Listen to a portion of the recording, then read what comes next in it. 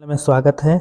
यहाँ पर राष्ट्रकूट वंश जो JCERT झारखंड के बुक से तैयार किया गया है और विभिन्न प्रतियोगिता परीक्षा के ध्यान में रखते हुए यह वीडियो बनाया गया है। तो यहाँ पर देखिए, सबसे पहले हम लोग चलते हैं चालुक्य। यहाँ पर जो है राष्ट्रकूट वंश। तो राष्ट्रकूट वंश यहाँ पर देखिए कि कौन थे राष्ट्रकूट, इनका उत्पत्ति कैसे हुआ और इनका पतन कैसे हुआ। तो आज हम समझते हैं कि राष्ट्रकूट वंश, क्योंकि दक्षिण भारत में बहुत सारे छोटे वंशों का स्थापना हुआ और इसको समझना बहुत लोग को बहुत कठिन समझते हैं, लेकिन आज हम बहुत आसानी से समझा रहे हैं। देखिए, सबसे पहले आपको थोड़ा सा बैक जाना होगा। जब आपने पढ़ा कि भारत का सबसे अंतिम हिंदू शासक हर्षवर्धन थे, तो हर्षवर्धन के पतन होने के बाद भारत का जो स्टेट थे बहुत सारे जो छोटे छोटे खंडों में बिखर गए। और जब बिखरे तो यहाँ पर सभी का अपना अपना मौका देख करके वो लोग ऐसे अपना छोटे छोटे साम्राज्य का स्थापना किया। तो उसी में आपको देखिए यहाँ पर राष्ट्रकूट वंश है। और राष्ट्रकूट वंश का जो देखिए यहाँ पर स्थिति ये है, भारत का जब मानचित्र आप देख रहे हैं यहाँ पर, तो ये जो आपको यहाँ पर है, ये वाला पार्ट्स जो कलर किया गया है, यहाँ पर जो है ये राष्ट्रकूटों का ऐसे शासन चलता था। ये आपको लगभग भारत के दक्षिण और मध्य भारत में स्थित है, जो खास करके कर्नाटक और महाराष्ट्र के इलाका है। यहाँ पर कुछ गुजरात के करीब है। तो यहाँ पर देखिए, सबसे पहले यहाँ पर देखते हैं कि आखिर राष्ट्रकूट राष्ट्रकूट जो थे पहले चालुक्यों के सामंत थे। सामंत का काम क्या है हम जानते हैं।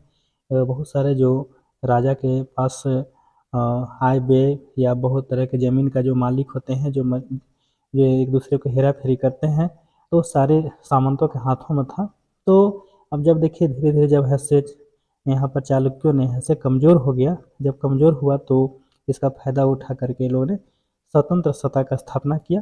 तो अभी देखिए इसका राष्ट्रकूट वंश का संस्थापक कौन है। तो यहाँ पर स्पष्ट आपको बड़े रंग में दिख रहा है कि इसका जो संस्थापक है वह दंती दुर्ग है। याद रखना है इसका संस्थापक कौन है, तो दंती दुर्ग है। और इनकी राजधानी कहाँ है, तो इसकी राजधानी जो थी आपको मानेखेत में। खास करके इसका जो राष्ट्रकूटों का जो सेंटर था आपको आज के वर्तमान के कर्नाटक स्टेट आपको याद होगा। अब देखिए यहाँ पर जब जो बढ़ते हैं आगे, इनकी भाषा क्या थी दक्षिण भारत में। देखिए यहाँ पर उस समय जो भाषा थी आपको कन्नड़, कन्नड़ आज भी है, और संस्कृत, ये दो भाषाओं का ये लोग ऐसे बातचीत करते थे और इनके सारे कामकाज इसी भाषा में होता था। अब देखिए यहाँ पर जो है कि आप यहाँ पर समझ गए कि इसका संस्थापक दंती दुर्ग है और इसकी राजधानी मानिखेत है। और ये दक्षिण भारत में बिल्कुल है। यहाँ पर देखिए जो ये कलर है हम पहले भी चर्चा कर चुके हैं, यही आपको जो है क्षेत्र आपको यहाँ पर राष्ट्रकूटों का था। अब देखिए यहाँ पर कुछ राजा यहाँ पर हुए, जो खास करके जो दंती दुर्ग है, जो राष्ट्रकूट के संस्थापक हैं, ये 3 उपाधि धारण किए थे। 3 उपाधि में एक का उपाधि आपको है महाराजा धीराज परमेश्वर भट्टारक। ये 3 उपाधि धारण करने वाले कौन है, दंती दुर्ग हैं। और दंती दुर्ग का शासन चला था 735 से लेकर के 756 ईस्वी तक।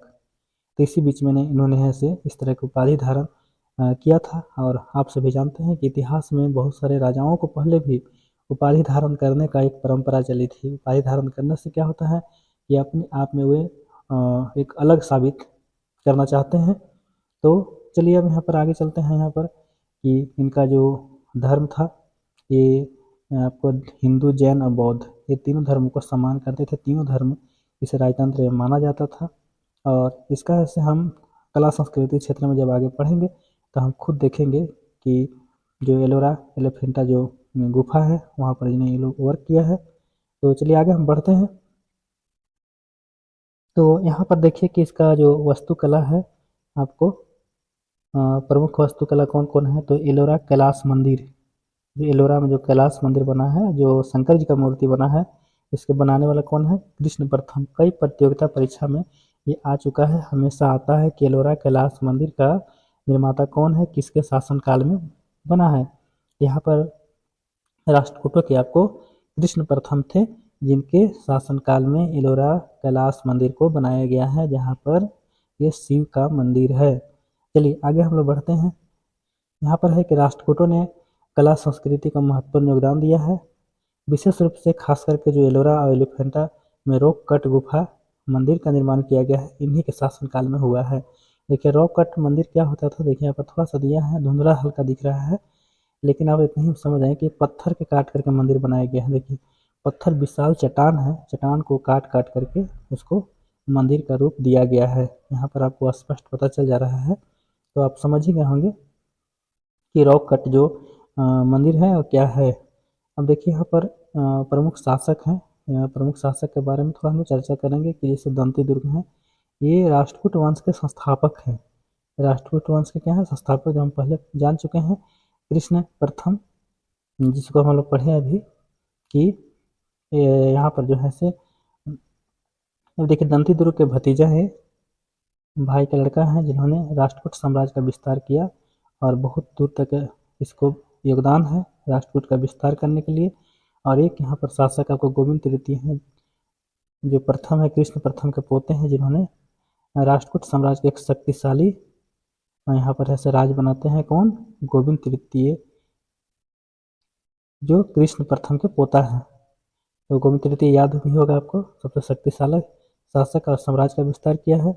अमोघवर्ष प्रथम, जो लोकप्रिय और शांतिप्रिय शासक थे, ये लड़ाई झगड़ा नहीं चाहते थे, बगल के शासकों से मिलकर रहना चाहते थे, जिनके कला और विद्वता के रूप में काफ़ी इनकी ऐसे रुचि थी। तो यहाँ पर देखिए इस तरह से राष्ट्रकूटों का ऐसे एक प्रमुख हिस्ट्री है यहाँ पर, और राष्ट्रकूटों के अंत में हालांकि पतन होता है। तो आज हम चलते हैं, आज वीडियो इतना ही। और अगर मेरे चैनल को आप सब्सक्राइब नहीं किए हैं तो चैनल को सब्सक्राइब अवश्य कर लेंगे। धन्यवाद।